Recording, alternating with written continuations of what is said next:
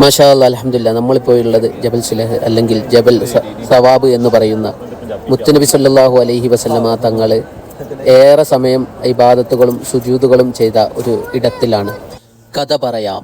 മുത്തുനബി സല്ലല്ലാഹു അലൈഹി വസല്ലമ തങ്ങൾ ഏറെ നേരം ഇബാദത്തുകളിലും സുജൂദുകളിലുമായി കിടന്നിരുന്ന ഒരു പ്രദേശമാണ് ജബൽ സവാബ് എന്ന് പറയുന്ന ഈ സ്ഥലം.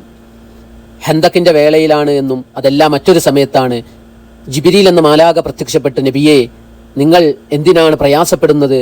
അള്ളാഹു നിങ്ങൾക്ക് എന്താണോ വേണ്ടത് അത് നൽകാൻ എന്നെ നിയോഗിച്ചിട്ടുണ്ട് എന്ന് പറഞ്ഞപ്പോൾ മുത്തുനബി സല്ലല്ലാഹു അലൈഹി വസല്ലമ തങ്ങൾ ജിബ്രീലിനോട് പറഞ്ഞു, അലൈഹി സ്വലാത്തു വസ്സലാം, എനിക്കെന്താണോ ആവശ്യമുള്ളത് അതെൻ്റെ റബ്ബിനറിയാമെന്ന് പറഞ്ഞുകൊണ്ട് ജിബ്രീലിനെ തിരിച്ചയക്കുകയും അല്പസമയത്തിന് ശേഷം വീണ്ടും ജിബ്രീൽ അലൈഹി സ്വലാത്തു വസ്സലാം പ്രത്യക്ഷപ്പെട്ടിട്ട് പറഞ്ഞു, നബിയേ, അങ്ങയുടെ ഉമ്മത്തീങ്ങളെ കാര്യത്തിലാണ് ഇത്ര പ്രയാസപ്പെടുന്നതെങ്കിൽ അത് അള്ളാഹു ഏറ്റെടുത്തിട്ടുണ്ട്, അവരുടെ കാര്യത്തിൽ അള്ളാഹു സന്തോഷ വാർത്ത അറിയിച്ചിട്ടുണ്ട് എന്ന് പറഞ്ഞപ്പോൾ ഹബീബായ തങ്ങൾ ദീർഘനേരം സുജൂദിൽ കിടന്ന ഒരു സ്ഥലം കൂടിയാണിത്. മുആദ് ബിൻ ജബൽ റളിയല്ലാഹു അൻഹു ഈ സംഭവം നിവേദനം ചെയ്യപ്പെടുന്നുണ്ട്.